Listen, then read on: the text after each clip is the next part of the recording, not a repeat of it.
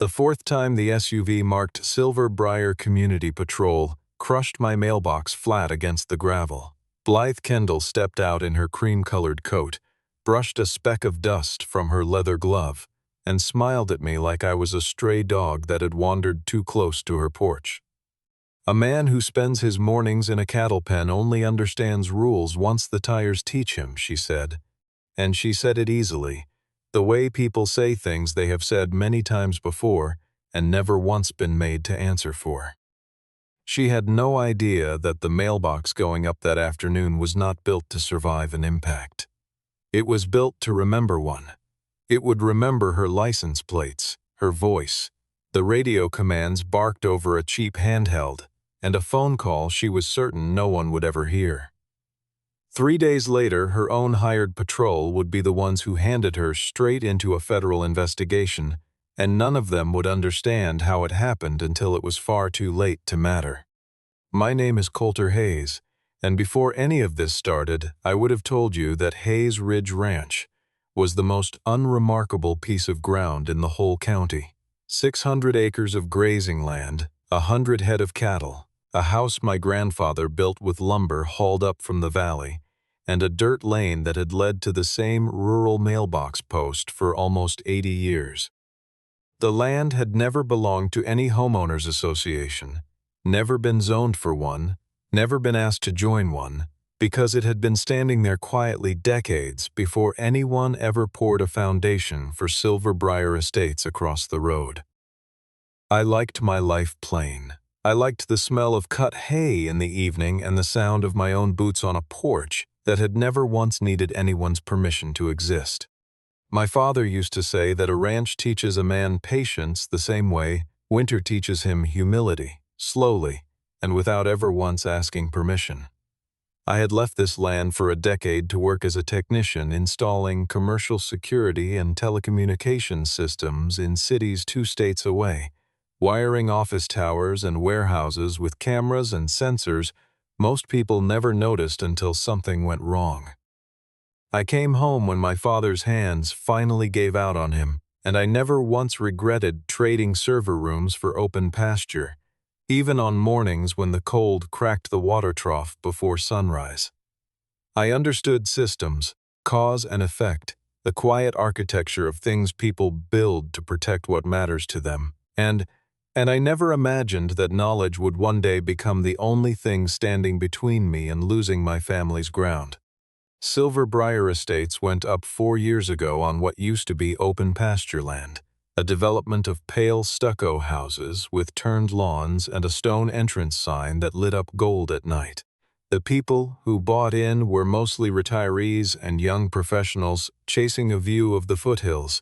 and most of them never gave me a second thought. But the association that ran the place had a way of treating anything outside its gates as an inconvenience that had simply not yet been corrected. They complained about the smell of cut hay drifting on a west wind.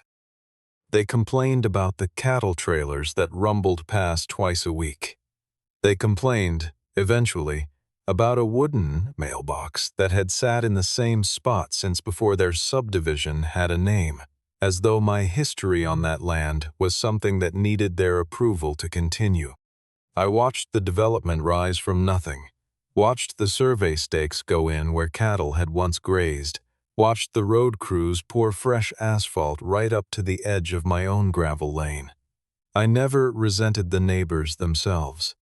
Most of them waved when they drove past, a few even stopped to buy eggs from the stand at the end of my drive, and I had no quarrel with anyone simply because they preferred a manicured lawn to open range. What I could not have predicted was that the woman elected to run their association would decide, within her first year in charge, that the plain existence of a working ranch beside her development was something to be corrected rather than tolerated. The morning I found the first mailbox crushed, I told myself it was an accident. The post was snapped clean at the base, the little tin box folded like a beer can under a boot, and tire tracks cut a long curving groove from the pavement all the way across the shoulder to where the box had stood.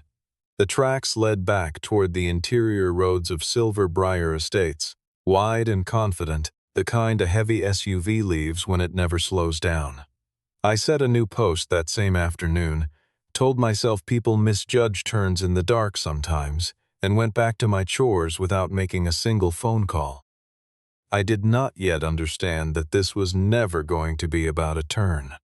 A few days later, Blythe Kendall came to my gate with a man named Darren Pike standing a step behind her shoulder, and she announced, without so much as a hello, that my mailbox was an eyesore ruining the entrance to her community.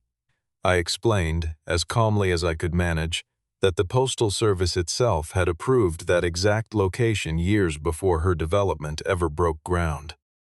She looked at my boots, my worn canvas coat, the dust on my truck parked in the yard behind me, and she said that a man who spent his days among livestock could hardly be expected to understand the standards of a premium residential community. It was the first time she let me see, plainly, the contempt she carried for anyone who worked with their hands instead of a spreadsheet, and I filed that contempt away, the way I file away weather patterns, quietly, because I had learned a long time ago that the people who underestimate you are the ones who eventually hand you everything you need. I did not argue with her that day. I simply watched her walk back to her car with the unhurried confidence of someone who has never once been told no and made it stick. And something in the back of my mind, the part of me that used to install security systems for a living before I came home to run this ranch, began quietly taking notes. That night, a black SUV rolled slowly past my gate with its headlights off, and it did not simply pass. It stopped directly in front of my new mailbox, sat there for almost a full minute in the dark, and then pulled away without a sound, as though it were memorizing the exact angle it would need the next time. The second mailbox lasted 4 days. I woke to find it torn clean off its post and thrown into the drainage ditch, along with a scattering of envelopes that had spilled into the mud, a veterinary invoice and a letter from my bank among them, soaked through before I even got outside. My old barn camera caught nothing but a smear of amber light from a distance, useless as evidence, and that was the morning I finally drove into Silverbriar Estates to ask, politely, for a look at their gate cameras. Darren Pike intercepted me in the hallway outside the management office, introducing himself as the head of community safety, and the uniform he wore, the silver badge pinned to his chest, the handheld radio clipped at his hip, was close enough to a real deputy's kit that I understood immediately how easily it could fool an elderly resident walking their dog at dusk. There was a particular kind of silence that settled over that hallway while Darren searched for an answer, the silence of a man realizing he had never actually been asked that question before. Not once. Not by any of the residents who had waved him through their gates 100 times without a second thought. I could see him running through possible answers in his head, discarding each one, and I understood in that instant that his authority had never rested on any real credential at all. It rested entirely on the uniform, the radio, the confident posture, and the simple fact that most people are too polite to challenge a badge, even one that belongs to no actual agency. When I asked him for a badge number and the agency he answered to, he looked past me instead of at me, and before he could invent an answer, Blythe appeared in the doorway behind him. She called me a grown man throwing a tantrum over a $30 tin box, and she said the association bore no responsibility for anything that happened beyond its own gates, a line she delivered so smoothly I suspected she had used it before on someone else. Then, without any transition at all, she pivoted straight into an offer to buy a 60-foot strip of my frontage, explaining that Silverbriar wanted to build a second entrance there, a stone gate and a landscaped roundabout exactly where my mailbox stood, and the number she offered was less than half of what that strip of land was actually worth by any honest appraisal.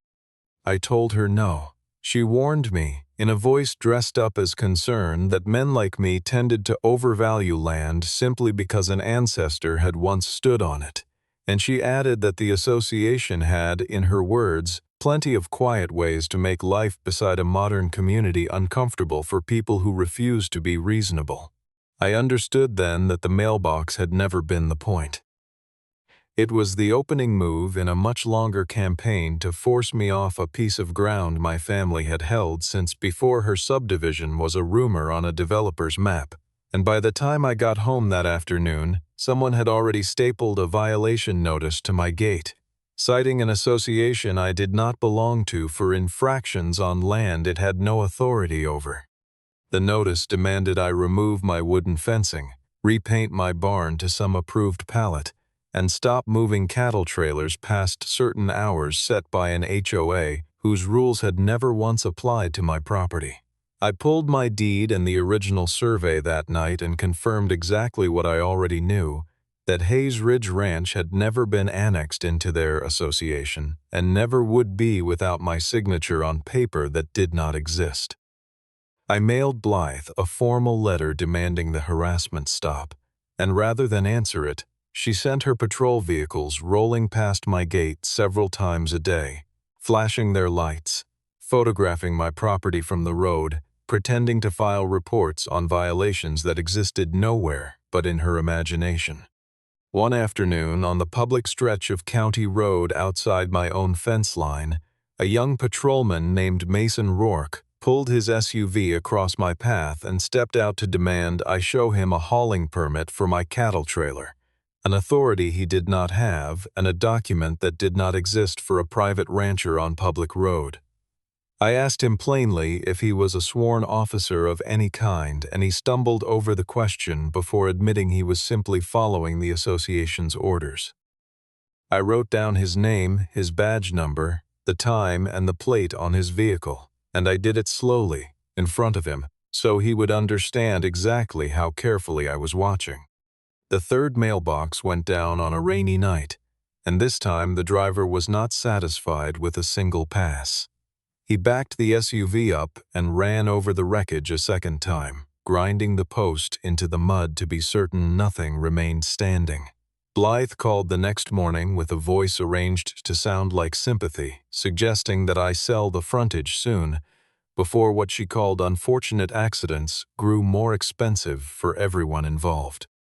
When I refused again, she told me, without any pretense left in her tone, that a man alone at my age was often too proud to admit he could not protect what he owned, and I asked her directly whether that was meant as a threat.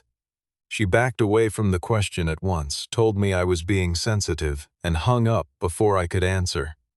But the line had already been crossed, and we both knew it. That night, I unlocked the cabinet in my barn where I still kept the equipment from my years installing commercial security and telecommunications systems, the work I had done for a decade before I came home to take over this ranch, and I laid it out across my workbench under the shop light. I was not interested in building something that would smash a bumper or puncture a tire. I had spent enough years around real security work to know the difference between protecting yourself and setting a trap, and I intended to stay firmly on the right side of that line, because the moment I crossed it, Blythe Kendall would finally have the story she wanted, the one where I became the dangerous man, and she became the victim. Before I built anything, I drove into town to see Leah Winslow, a property attorney, and an old family friend who had known my father long before I ever left for the city. She warned me sharply against any post made of concrete hardened steel or anything that could later be described in a courtroom as a vehicle trap, and I told her that was never my intention in the first place. Together we pulled the county planning records and found that Silverbrier's development team had already filed preliminary drawings for a second entrance months earlier. Drawings that labeled the exact spot where my mailbox stood as an abandoned structure requiring relocation, proof that Blythe's campaign against me had been calculated long before her first visit to my gate. We spent nearly 2 hours in Leah's office that afternoon, spreading county maps across her conference table and cross-referencing filing dates against the string of incidents at my gate. What we found was not a single overreach but a pattern stretching back nearly a year. Permit applications quietly submitted and just as quietly withdrawn, a traffic study commissioned for a road that did not yet exist, and a line item buried in an old association budget labeled simply Frontage Acquisition Contingency. Leah sat back in her chair and told me, in the flat tone she used when she wanted to be certain I understood the weight of something, that this was no longer a neighbor dispute. It was a documented campaign, assembled piece by piece, and someone had been building the paperwork for my defeat long before I ever knew there was a fight to prepare for. She warned me that documentation alone would not be enough if the harassment continued to escalate, because paperwork proves intent, but it does not stop a vehicle from rolling over your property in the middle of the night. That was when she suggested I consider whether federal authorities might already have jurisdiction over part of what was happening, given that actual mail deliveries were being destroyed and scattered along with the wreckage each time. Leah encouraged me to formally report the destruction of my mail, since interference with postal delivery falls under federal jurisdiction rather than local police, and within a week a postal inspector named Naomi Reddick arrived at my ranch to walk the scene herself. She was careful and unreadable in the way of someone who has spent years learning not to show her hand before she is ready, and she told me plainly that a single act of vandalism rarely draws federal attention, but a documented pattern, repeated across weeks and paired with witnessed threats, was an entirely different matter. Naomi walked the length of my driveway slowly that first afternoon, crouching once to examine the tire ruts still pressed into the shoulder, asking careful questions about dates and times, without offering much of her own thinking in return. She had the manner of someone who had learned early in her career that saying less almost always served the investigation better than saying more, and I found I respected that more than I would have respected easy sympathy. When I described the equipment I wanted to install, she did not discourage me. Instead, she helped me design something that would hold up cleanly in front of a judge, something built for evidence rather than revenge. She was firm about certain details in a way that told me she had seen homeowners ruin good cases before by overreaching. The footage had to record continuously rather than only on motion, she said, because a defense attorney would otherwise argue the system had been selectively triggered to create a misleading picture. The transmission had to leave the property immediately, before any device could be seized or erased, and every piece of hardware had to remain, on its surface, exactly what it appeared to be, an ordinary rural mailbox that any honest passerby would never look at twice. The replacement mailbox she helped me plan still used a county-approved breakaway post, the kind engineered to fold flat under impact instead of resisting it, exactly the sort of design meant to protect drivers rather than punish them. Hidden inside were a wide-angle camera built into the fence post beside it, a second camera tucked into the housing of a weather vane near the gate, a small locator device sealed into the mailbox door itself, and a transmitter that pushed every second of footage to a secure server before anyone could drive off with the evidence. I posted a small, entirely legal notice announcing that the area was under video surveillance, because Naomi had insisted from the start that transparency was part of what would make the footage untouchable later. From the road, it looked like nothing more than a tired, cheap tin box on a thin wooden post, the kind of thing you would not think twice about running over. Naomi looked at the finished post the evening we installed it and told me that if anyone touched it now, they would not simply be damaging my property. They would be signing their own names into a federal case file, whether they realized it or not. And I remember thinking, as I watched her drive away down my dirt lane, that for the first time since this started, I was no longer the one waiting to be surprised. I made a point of not showing off the work. I even dulled the paint on the new box to a plain, tired brown, so it would look even cheaper than the ones before it. And when Blythe drove past a few days later and slowed to study the thin post, she laughed under her breath, convinced I had simply run out of money or fight. At the next association meeting, she told the room that the rancher across the road had finally learned his place,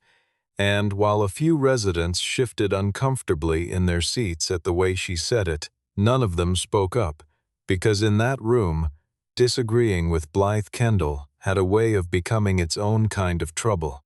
I walked into that meeting during the public comment period and asked her directly whether the association had ever contracted with a licensed law enforcement agency for its patrol services. She answered that Community Safety Patrol carried every authority necessary to protect her residents, an answer that avoided the question entirely, and when I pressed further, asking whether that authority extended to stopping vehicles or destroying property outside her association's boundaries,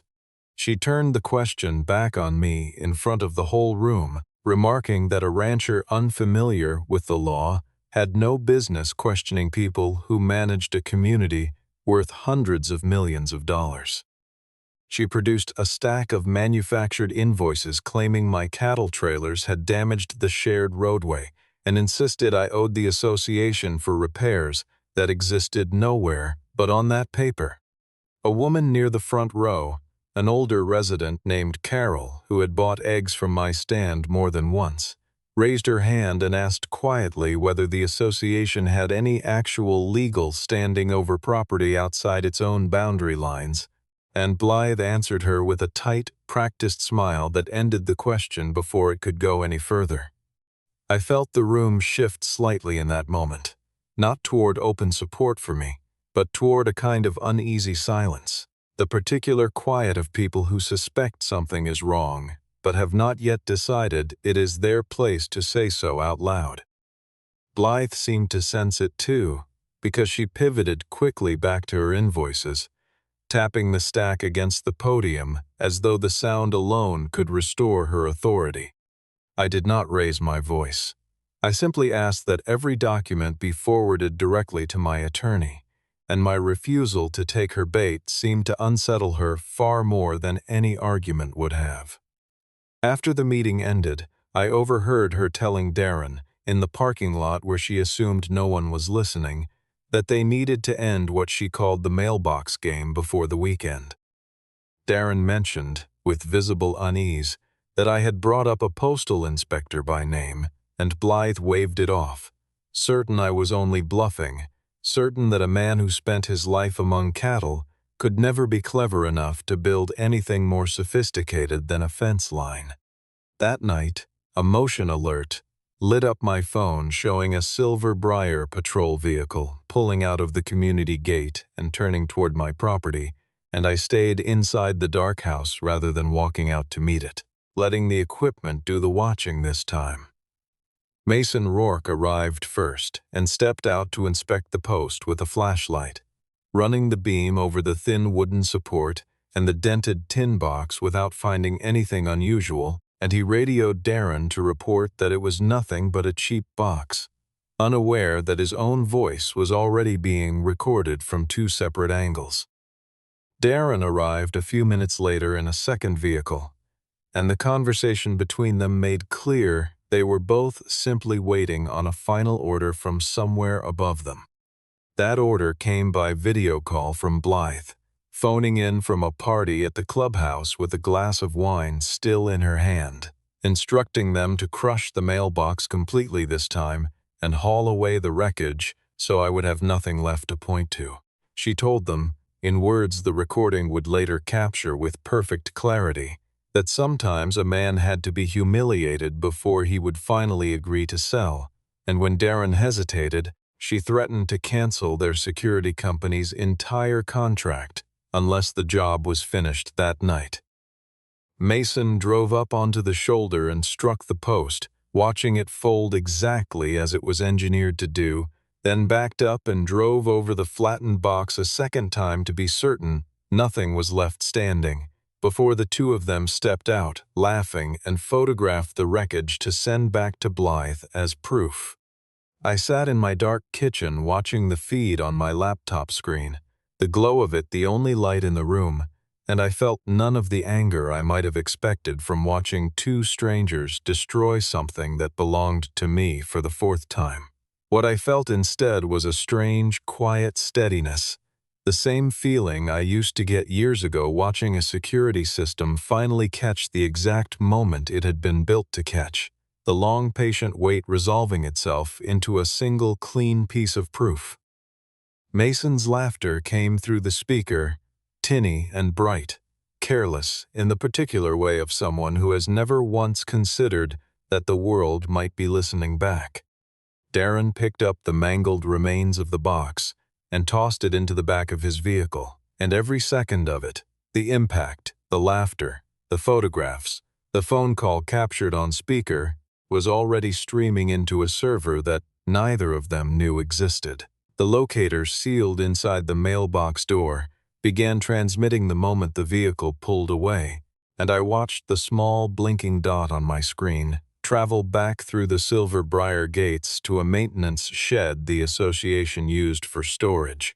where the signal finally went still. Gate footage later confirmed that Darren had used Blythe's own management keycard to open that shed, and I called Naomi Reddick and told her simply that they had taken it home with them. She told me that was good news, because now they didn't just know who had destroyed my mail. They knew exactly where the evidence of it was sitting. The next morning, Blythe arrived at my gate with Darren and Mason trailing behind her, feigning shock at the empty post where my mailbox had stood, and she suggested, with a straight face, that I might have destroyed it myself to manufacture a complaint against the association. She carried a new notice, demanding I remove every structure along the roadside within 48 hours. And when I asked how she already knew the mailbox had been destroyed before I had reported it to anyone, she faltered for just a moment before claiming her patrol had simply noticed it during a routine check. I asked Darren directly what time that check had taken place, and the time he gave did not match the time Mason offered a moment later, a small crack that Blythe covered quickly by accusing me of being a petty man who could not stand being told what to do by a successful woman.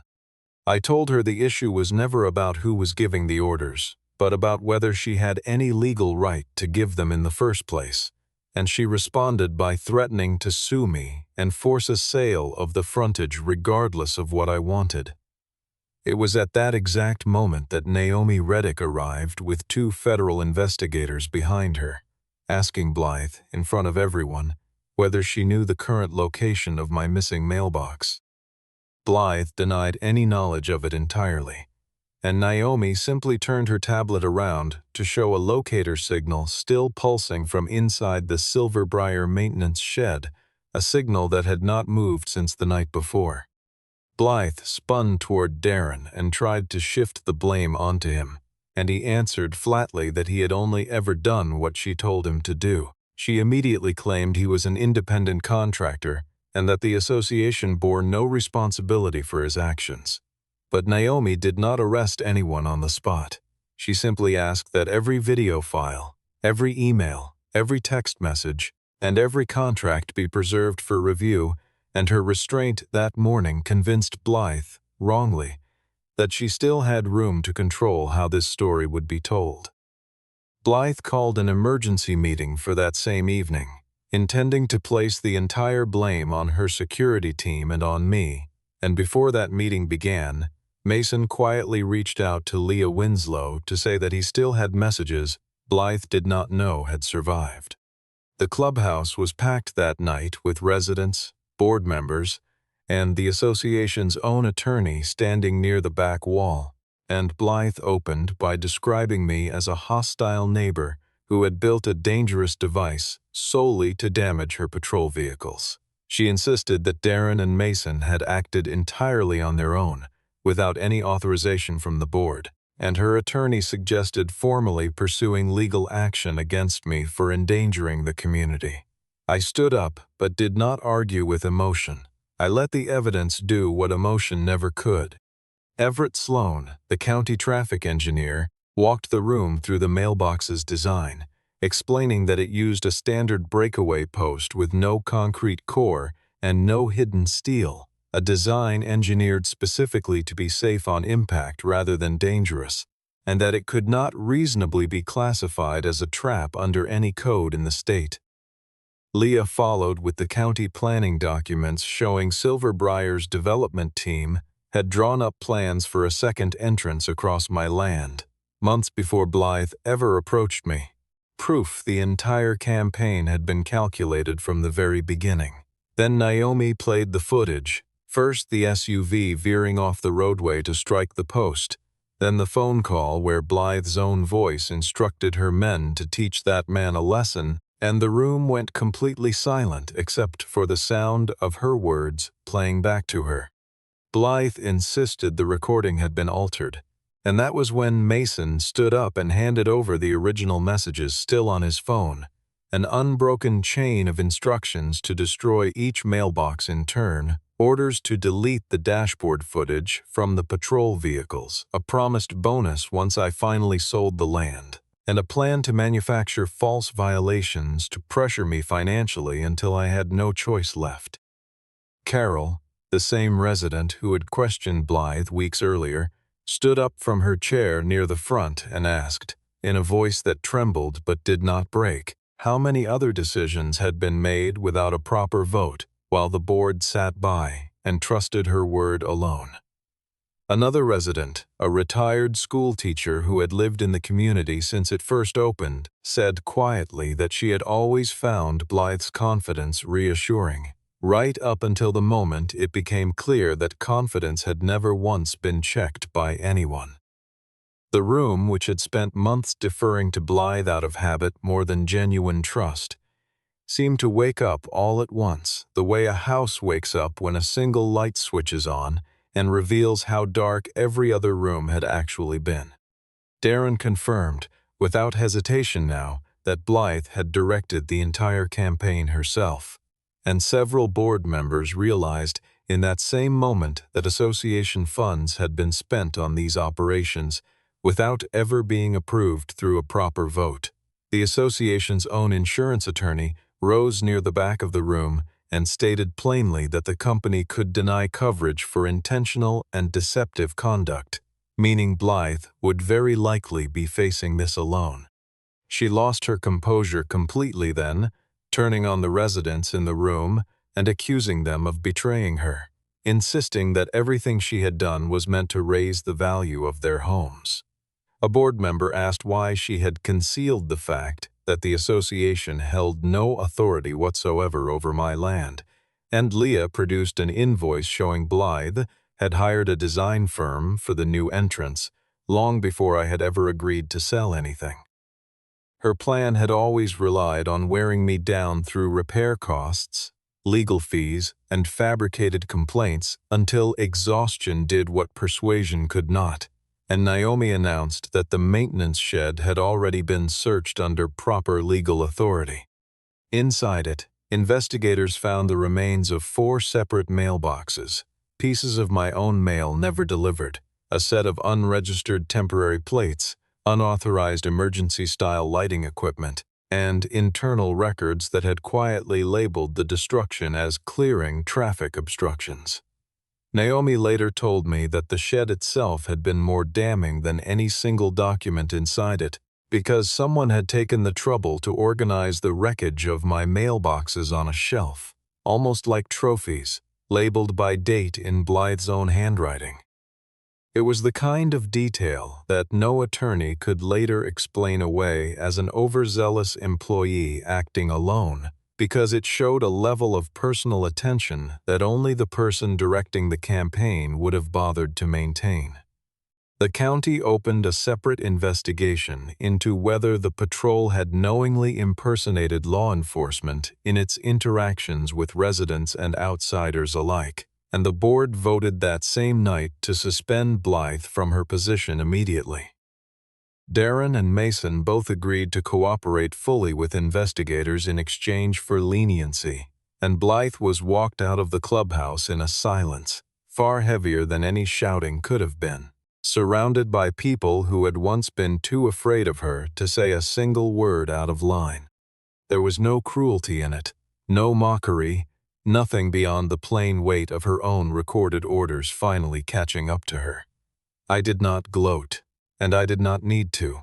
I only repeated back to her, quietly, the line she had once used against me, that some people only understand the rules once the evidence teaches them, and I watched her hear her own words land somewhere. She could not talk her way out of this time. I believed the matter was finally closed until the following morning, when an envelope arrived containing a private agreement between Blythe and Silver Briar's original developer, revealing that she stood to collect a substantial personal commission if the association secured my frontage before a certain deadline. It was not simply about raising property values across the neighborhood, as she had claimed at every meeting. It was a private financial arrangement, one that explained with perfect clarity why she had pushed so relentlessly hard for so many months, and it was the piece that finally made sense of everything that had come before it. I sat at my kitchen table reading it twice over, and what struck me most was how plainly it was written, how casually the commission figures were laid out in black and white, as though whoever drafted it never once imagined a rancher across the road would end up holding a copy in his own hands. I thought, reading it, about every time Blythe had called me proud for refusing to sell, every time she had framed her offer as a kindness I was too stubborn to accept. None of it had ever been about the community at all. It had been about a number on a page, a commission that only existed if I gave up the one thing that was never actually hers to take, and there was something almost quiet in finally understanding that the whole conflict had been this simple the entire time.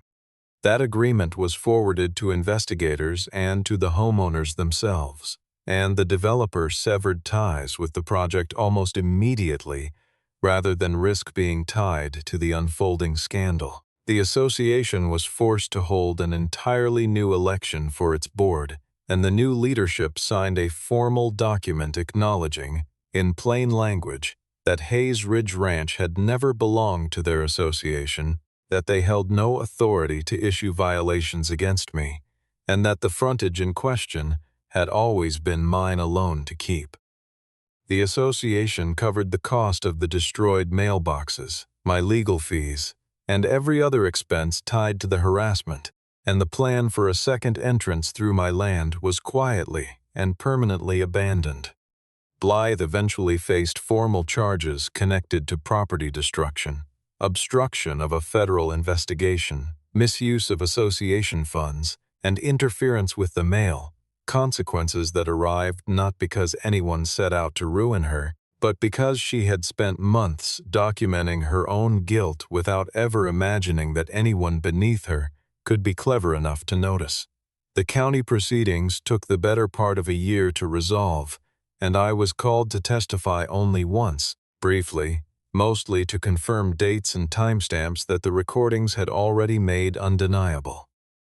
I never once enjoyed sitting in that courtroom watching her, because there was no pleasure in it for me, only the plain relief of watching a matter finally settle into the truth, instead of continuing to spin on her version of events.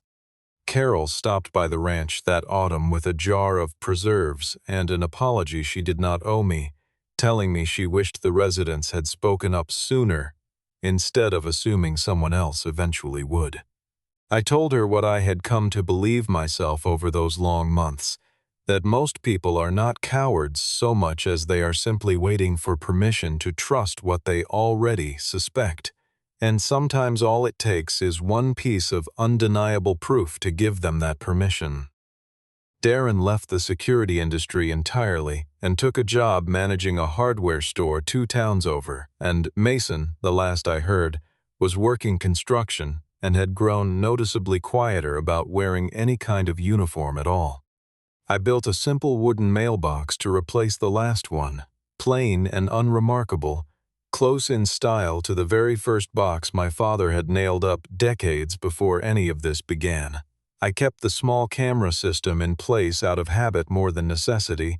Though the locator and the transmitter were long gone, their job finished the moment the truth had nowhere left to hide. Some evenings I still walk down to the end of the drive just to check the post, not out of worry anymore, but out of a habit built from months of watching, and I find there is a certain peace in a plain wooden box, standing exactly where it always has, needing nothing from anyone to justify its place there.